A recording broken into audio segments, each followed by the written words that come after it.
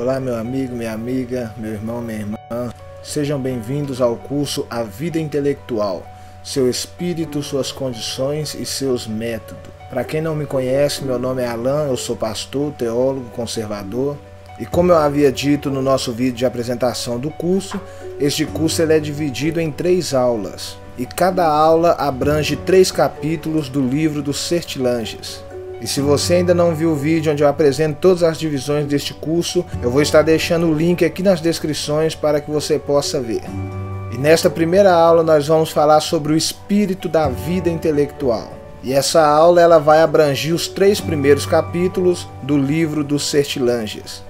Para começar a vida de estudos, o intelectual ele deve ser capaz de enxergar a verdade aonde quer que ela esteja. E tendo conhecimento da verdade, ele deve se submeter a ela. E por que eu estou falando sobre a verdade? Porque a busca de todo homem é pela verdade. Como dizia Aristóteles, todos buscam o saber. E é importante termos isso gravado dentro de nós. Principalmente porque no mundo que nós estamos vivendo, na época que nós estamos vivendo, o relativismo ele tem destruído essa busca pelo saber, essa busca pela verdade. E na busca pela verdade surge a pergunta: por onde eu devo começar? Bom, e a resposta certa é que nós devemos começar pelos rios e deixar que as águas dos rios nos levem até os mares. Ou seja, na sua jornada de vida intelectual, na sua busca pelo saber, você deve começar pelo princípio, pelo início. Então, de forma natural, você vai avançando nos seus estudos para questões mais difíceis. E é exatamente isso que nós estamos fazendo aqui neste curso. Estamos construindo as bases, lançando os alicerces, para que uma vez que o alicerce esteja bem estruturado, ele possa suportar uma boa construção. Então nós vamos começar falando sobre a vocação do intelectual. O intelectual ele é um consagrado, ou seja, ele é alguém que deve fazer do trabalho intelectual a sua vida. E eu disse trabalho porque dedicar-se à vida de estudos é de fato um grande trabalho. Martinho Lutero ele dizia que o ministro do Senhor ele deve dedicar-se a orare e labutare, ou seja, eles devem dedicar a oração, a sua vida espiritual com Deus, mas ele também deve se dedicar à labuta, a sua vida de estudos, o seu crescimento diário. Lutero ele tinha a vida de estudos como algo que exige muito esforço. E o intelectual ele é alguém que ama a verdade e os frutos que ela produz para si mesmo e para os outros. E por isso ele consagra a sua vida de estudos e dedica de todo o seu coração. Agora veja bem, quando eu falo que o intelectual ele é um consagrado à vida de estudo, isso não quer dizer que ele não deva fazer outras coisas. Pelo contrário, muitos por causa das obrigações desta vida, dispõem apenas de uma pequena parte do seu tempo para se dedicar ao trabalho da inteligência. E esses, mais do que qualquer um, devem ser de fato um consagrado e devem dedicar ao máximo a sua vida de estudos, aproveitando aquelas pequenas porções que ele possui disponível para que ele possa crescer cada vez mais. E para isso é necessário uma grande disciplina e um grande desejo, e tendo isso, todo o restante se arranja. Então eu te pergunto, você possui pelo menos 2 horas por dia? Você consegue organizar a sua vida de modo que você possa dedicar essas 2 horas para a sua vida de estudos? E se a sua resposta para essas perguntas é sim, então você já tem o que é preciso, pois 2 horas por dia é suficiente para colher grandes frutos, grandes resultados. Agora veja bem, o intelectual ele é um consagrado, mas isso não significa que ele deva ser um isolado. Ou seja, o intelectual ele não deve ser um individualista, pois o individualismo ele deforma a sua personalidade. O intelectual ele é alguém que pertence ao seu tempo. Nós temos que entender que se nós estamos aqui neste tempo é porque Deus assim o quis. Podemos estudar sobre todas as outras épocas, mas nós fomos chamados para trabalharmos onde nós estamos. Todas as épocas são boas, mas a nossa supera a todas, pois é aqui que nós estamos. E o intelectual é aquele que se utiliza da sabedoria e das virtudes daqueles que viveram antes de nós, para construir um presente sólido. Agora nós vamos falar sobre as virtudes do intelectual. Então fica uma pergunta: o que é a virtude? A virtude, ela se equivale ao supremo saber. A virtude é aquilo que torna o intelectual forte. O caráter fraco, ele produz a queda do intelectual.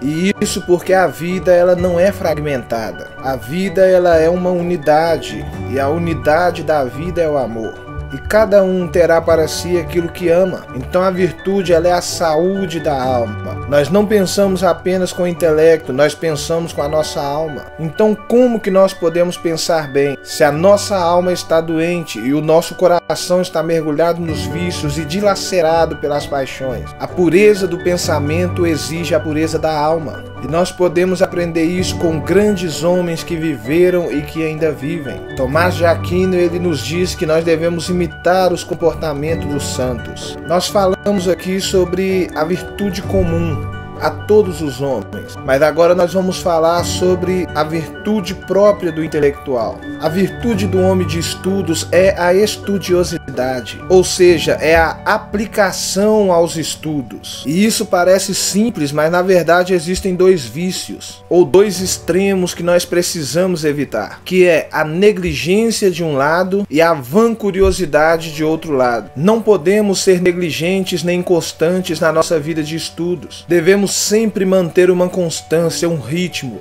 para que nós possamos crescer cada vez mais. E devemos tomar cuidado também com a vancuriosidade, porque senão acabaremos indo além daquilo que nos está proposto. Ou seja, não devemos procurar aquilo que está além dos nossos alcances. Nós devemos primeiro amadurecer progressivamente, até sermos capazes de alcançarmos as coisas grandes.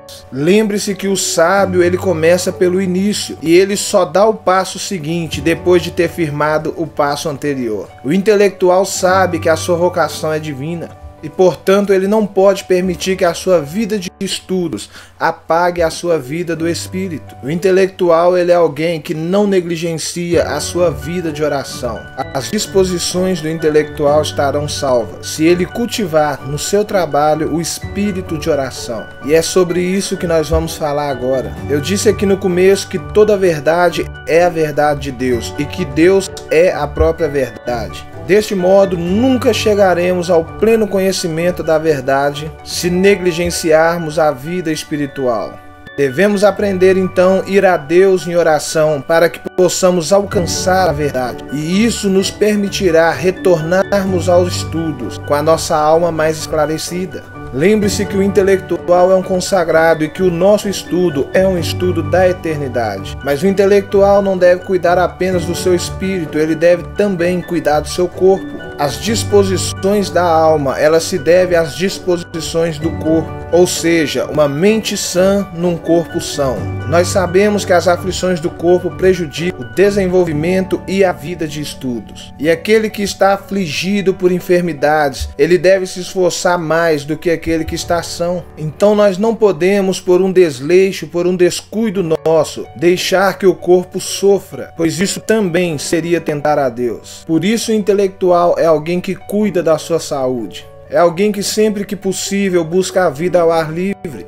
É alguém que faz exercícios, é alguém que se alimenta bem. O intelectual é alguém que sabe que precisa tirar férias, é alguém que zela pelo seu sono. O intelectual sabe que o corpo é um instrumento da alma e que cuidar do seu corpo é uma virtude e uma sabedoria. E por isso ele não é entregue aos prazeres mundanos. Antes ele é alguém que se dedica à pureza. Ao intelectual é necessário uma vida interior e exterior organizada. E com isso eu falo do seu ambiente, das suas obrigações e da sua própria vida. O intelectual é alguém que não desperdiça o seu tempo com futilidades, pois essas coisas não trazem nenhum proveito. Antes ele se dedica à sua vida de estudos. E para isso vai bem um ambiente organizado. E agora nós vamos falar um pouco sobre a esposa do intelectual. Toda mulher deve desposar também a carreira do seu marido. E a esposa do intelectual deve estar unida na mesma visão que seu marido. Sendo ela a guardiã do lar, ela não pode deixar que o seu marido o envolva com coisas que o tire do seu chamado. E tendo ela desposado a vocação do seu marido, ela percebe a sua própria vocação. salvação. E quanto aos filhos, longe de serem problemas ou dificuldades, eles são para o intelectual a força para continuar. São os seus verdadeiros tesouros. Na organização da vida, cabe ao intelectual guardar a solidão. E isso não quer dizer, como já vimos aqui, que o intelectual deva ser um isolado. Guardar a solidão é deixar as banalidades da vida para se dedicar à vida de estudos. O retiro é o laboratório do espírito. O intelectual não deve ocupar a sua vida sempre rodeados de pessoas, a ponto de não poder nutrir o seu espírito. Até mesmo o nosso Senhor Jesus passou 40 dias e 40 noites no deserto, antes de sair para anunciar a verdade. Da mesma forma, o intelectual é alguém que se retira para buscar a verdade. E só então ele pode ser alguém útil para todos. Devemos tomar cuidado com as multidões. Tomás de Kempis dizia: nunca estive entre os homens, sem ter regressado de lá menos homem. E como isso é verdade? Quantas vezes você já fez alguma coisa só porque estava rodeado de pessoas? E depois você pensou que não queria ter feito aquilo. Bom, esse é o perigo de estar com a multidão sem antes fortalecer o seu espírito. Como eu já disse, o intelectual é alguém que se retira para buscar a verdade. E só depois de encontrá-la é que ele sai para compartilhá-la com os seus irmãos. E para isso é necessário ter uma alma forte, para que possa aprender a trabalhar sozinho. Pois não tendo ninguém para motivá-lo, o intelectual deve aprender a motivar a si mesmo. E ele deve ter disciplina para que possa progredir na sua vocação. Agora veja bem, o intelectual ele entende que o momento de solidão não anula os seus relacionamentos.